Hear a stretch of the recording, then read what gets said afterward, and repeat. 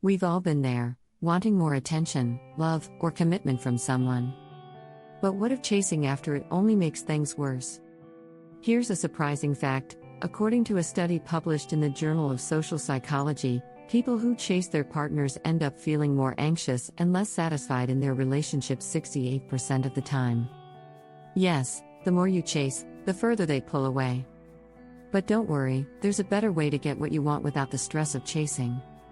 This video will show you how to attract more love, attention, and respect by flipping the script. You'll learn how to boost your self-worth, set boundaries that strengthen relationships, and use silence to bring someone closer. Stay tuned, you're about to discover powerful strategies that can change your relationship for good. Let's get started. Chapter 1: The Silent Power of Self-Worth. One of the biggest mistakes people make in relationships is chasing love. It feels like the more you pursue, the closer you'll get to that person. But here's a harsh truth: chasing actually pushes them further away. According to psychologist Robert Cialdini, people are naturally drawn to those who are confident in their own value. If you spend your time proving your worth, you're signaling that you don't believe in it yourself. Instead, recognize that self-worth comes from within, not from someone else's validation. Studies show that people with higher self-esteem tend to attract healthier relationships. One powerful strategy is focusing on your own happiness and growth. Remember, you teach people how to treat you by what you tolerate. This quote from Tony Gaskins hits home: when you stop chasing and start valuing yourself, you command respect and love without having to beg for it.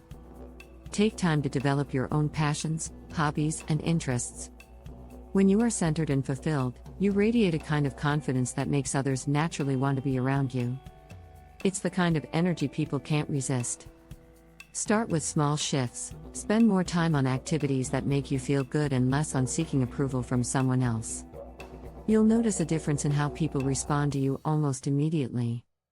Chapter 2: The Art of Detachment. Letting go to get closer. The more emotionally attached you are to someone, the more likely you are to want to control the situation. But here's the secret: the tighter you hold on, the faster they slip away. Emotional detachment is not about caring less, it's about freeing yourself from the need for constant reassurance. Research shows that people who are emotionally secure tend to have longer-lasting, healthier relationships. They're not afraid of giving space because they know the connection won't vanish if it's real. Instead of chasing after love, practice letting go of the fear that you'll lose it. A great book on this topic is Attached by Amir Levine, which explores how attachment styles affect relationships. People with anxious attachment are more prone to chasing, but detaching can help create the emotional balance needed for a stable relationship. Start by giving your partner, and yourself, room to breathe.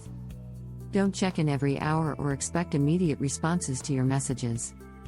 Leave some space for mystery and independence. This isn't about playing games. It's about allowing your relationship to grow without suffocating it. Think of emotional detachment as planting a seed. You need to give it space, water it, and let it grow on its own, rather than hovering over it constantly. Chapter 3: Becoming a Mirror. Reflect what you seek. The energy you put into a relationship is the energy you get back.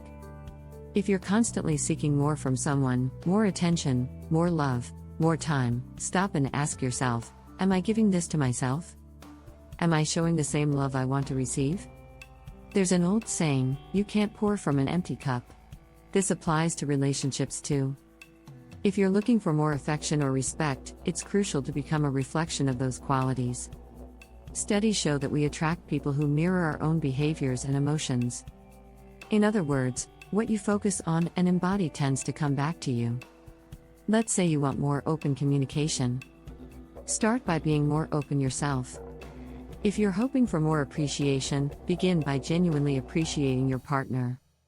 This simple shift can drastically change the dynamic. Author and therapist Esther Perel talks about how, in relationships, we often look for someone to fill in our emotional gaps. But what if you filled them yourself first? When you stop seeking completion from someone else, they'll start to naturally meet you on that higher level.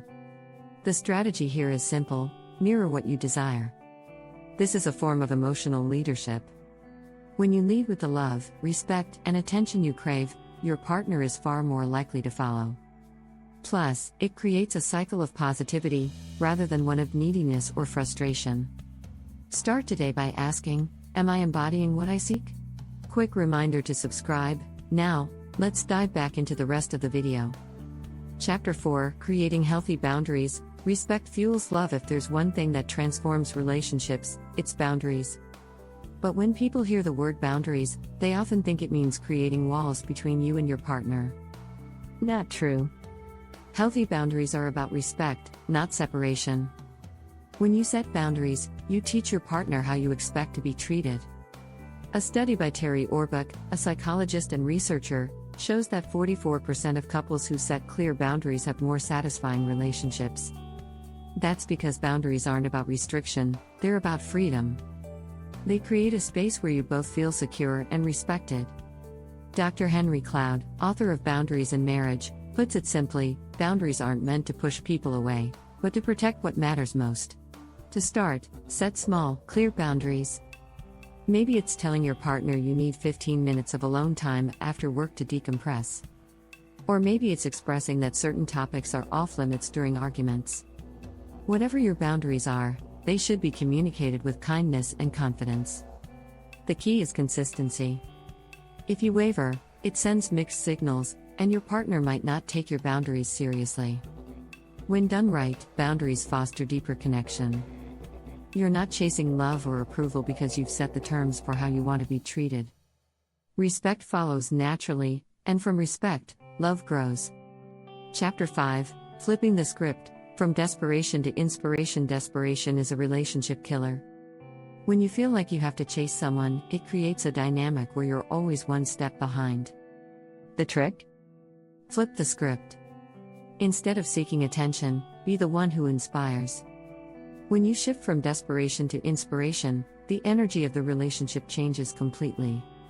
Dr. John Gottman, a leading relationship expert, talks about the power of positivity in relationships. His research found that relationships with a positive to negative interaction ratio of 5:1 are far more likely to succeed. This means for every negative interaction, like complaining or chasing, there should be 5 positive ones. So, rather than focusing on what you're not getting, ask yourself, how can I bring more positivity into this relationship? The first step is to lead by example. Show up as your best self, not because you're trying to impress someone, but because you're growing and evolving.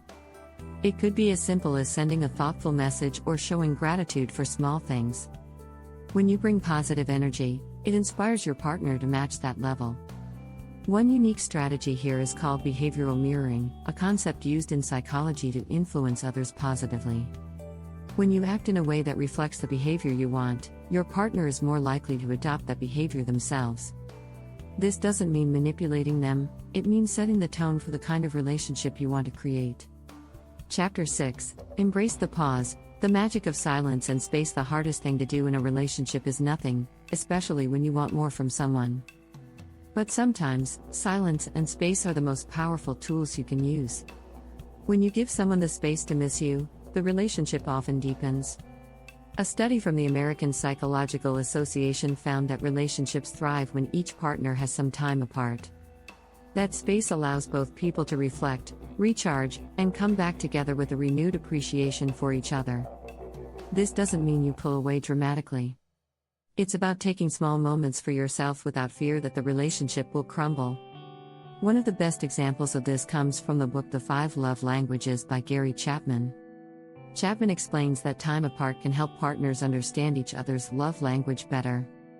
When you give space, you create an opportunity to reset and better understand what your partner truly needs. Next time you feel the urge to chase, pause. Take a step back, breathe, and focus on yourself for a bit. This pause allows both you and your partner to reflect on what's important. As counterintuitive as it sounds, giving space builds trust and desire. You're not ignoring your partner, you're simply giving the relationship room to breathe. Click that subscribe button and become a part of our adventure.